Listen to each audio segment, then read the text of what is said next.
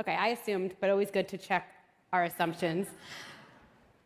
I'm saying this because while I'll be focusing today on a parent-child relationship, please know that everything I'm talking about is applicable to any meaningful relationship. So with that in mind, let's jump in. So it's Sunday night. I'm in my kitchen. I just finished cooking dinner for my family, and I am on edge. I'm exhausted. I haven't been sleeping well. I'm anxious about the upcoming work week. I'm overwhelmed by all the items on my unfinished to-do list. And then my son walks into the kitchen. He looks at the table and whines, "Chicken again? Disgusting." And that's it. I snap. I look at him and I yell, "What is wrong with you? Can you be grateful for one thing in your life?" And things get worse from there. He screams, "I hate you." He runs out of the room and he slams his bedroom door. And now my self-loathing session begins as I say to myself, what is wrong with me? I've messed up my kid forever. Well, if you're a parent, you've probably felt that pain. For me, it comes with an extra layer of shame. I'm a clinical psychologist, and my specialty is helping people become better parents. And yet, this is true as well. There is no such thing as a perfect parent. Mistakes and struggles, they come with the job, but no one tells us what to do next. Do we just move on? Kind of just pretend the whole thing never happened? Or if I say something, what are the words? Well, for years, as a clinical psychologist in private practice, I saw client after client struggle with this question. And now, as the creator of the parenting content and community platform Good Inside, I see millions of parents around the globe struggle with this issue. All parents yell. No one knows what to do next. Well, I'm determined to fill this gap. After all, there's almost nothing within our interpersonal relationships that can have as much impact as repair. Whenever a parent asks me, what one parenting strategy should I focus on, I always say the same thing: get good at repair. So what is repair? Repair is the act of going back to a moment of disconnection, taking responsibility for your behavior, and acknowledging the impact it had on another. And I want to differentiate a repair from an apology, because one apology often looks to shut a conversation down. Hey, I'm sorry I yelled. Can we move on now? A good repair opens one up. And if you think about what it means to get good at repair, there's so much baked in realism and hope and possibility. Repair assumes there's been a rupture. So to repair, you have to mess up or fall short of someone else's expectations, which means the next time I snap at my kid or my husband or my work colleague, instead of berating myself like I did that night in the kitchen, I try to remind myself I'm focusing on getting good at repair. Step one is rupture. Check that off. I crushed it. Step two is repair. I can do this. I'm actually right on track. So let's get back to my example. I'm in the kitchen, my son is in his room. Well, what will happen if I don't repair? That's really important to understand and helps us make a decision about what to do next. Well, here are the facts. My son is alone, overwhelmed, and in a state of distress because, let's face it, his mom just became scary mom. And now he has to figure out a way to get back to feeling safe and secure. And if I don't go help him do that through making a repair, he has to rely on one of the only coping mechanisms he has at his own disposal: self-blame. Self-blame sounds like this: something's wrong with me. I'm unlovable. I make bad things happen. Ronald Fairburn may have said it best when he wrote that for kids, it is better to be a sinner in a world ruled by God than to live in a world ruled by the devil. In other words, it's actually adaptive for a child to internalize badness and fault, because at least then they can hold on to the idea that their parents and the world around them is safe and good. And while self-blame works for us in childhood, we all know it works against us in adulthood. Something's wrong with me. I make bad things happen. I'm unlovable. These are the core fears of so many adults. But really, we see here, they are actually the childhood stories we wrote when we were left alone following distressing events that went unrepaired. Plus, adults with self-blame are vulnerable to depression, anxiety, deep feelings of worthlessness, none of which we want for our kids. And we can do better. And it doesn't mean we have to be perfect.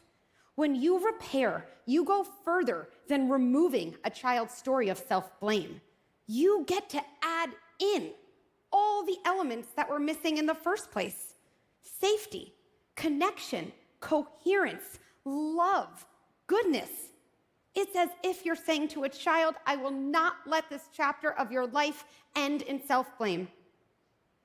Yes, this chapter will still contain the event of yelling, but I can ensure this chapter has a different ending, and therefore a different title and theme and lesson learned. We know that memory is original events combined with every other time you've remembered that event. This is why therapy is helpful, right? When you remember painful experiences from your past within a safer and more connected relationship, the event remains, but your story of the event, it changes. And then you change. With repair, we effectively change the past. So let's write a better story. Let's learn how to repair. Step 1, repair with yourself. That's right. I mean, you can't offer compassion or groundedness or understanding to someone else before you access those qualities within yourself. Self-repair means separating your identity, who you are, from your behavior, what you did. For me, it means telling myself 2 things are true. I'm not proud of my latest behavior, and my latest behavior doesn't define me. Even as I struggle on the outside, I remain good inside. I can then start to see that I'm a good parent, identity, who was having a hard time, behavior, and no, this doesn't let me off the hook. This is precisely what leaves me on the hook for change. Because now that I've replaced my spiral with groundedness, I can actually use my energy toward thinking about what I want to do differently the next time. Oh, and I can now use my energy to go repair with my son. Step 2, repair with your child. There's no exact formula. I often think about 3 elements. Name what happened, take responsibility, state what you would do differently the next time. It could come together like this. Hey, I keep thinking about what happened the other night in the kitchen. I'm sorry I yelled. I'm sure that felt scary, and it wasn't your fault. I'm working on staying calm, even when I'm frustrated. A 15-second intervention can have a lifelong impact. I've replaced my child's story of self-blame with a story of self-trust and safety and connection. I mean, what a massive upgrade.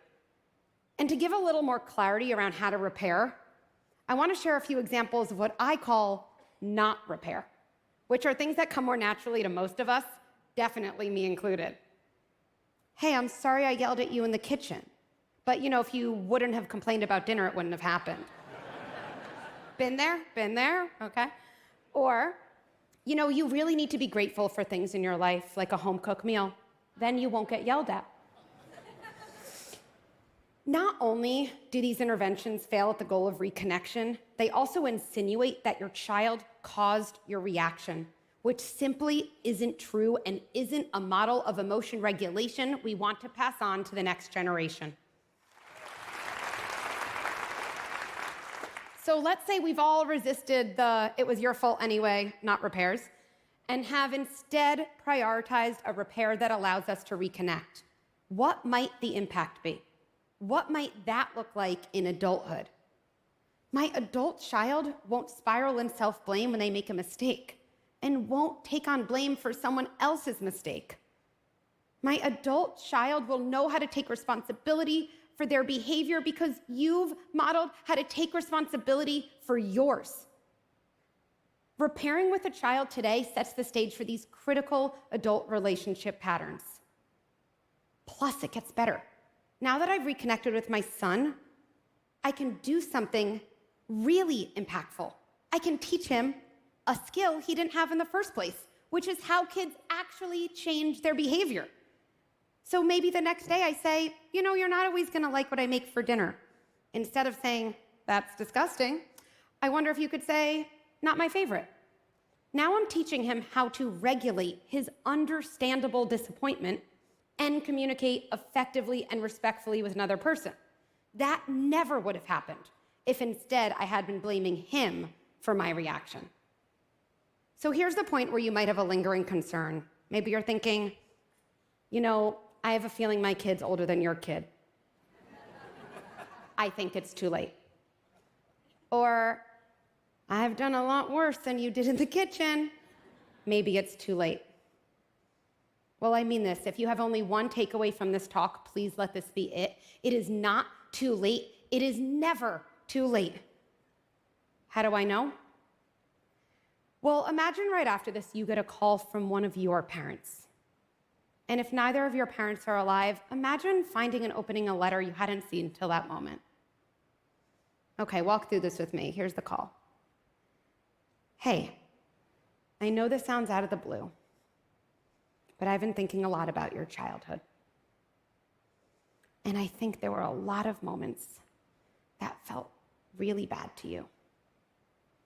And you were right to feel that way. Those moments weren't your fault. They were times when I was struggling, and if I could have gone back, I would have stepped aside. I would have calmed myself down and then found you to help you with whatever you were struggling with. I'm sorry. And if you're ever willing to talk to me about any of those moments, I'll listen. I won't listen to have a rebuttal. I'll listen to understand. I love you." I don't know many adults who don't have a fairly visceral reaction to that exercise. I often hear, "Why am I crying?" Or, "Listen, that wouldn't change everything, but it might change some things."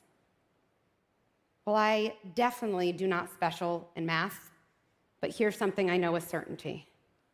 If you have a child, that child is younger than you are. Always true. The story of their life is shorter and even more amenable to editing. So if that imagined exercise had an impact on you, imagine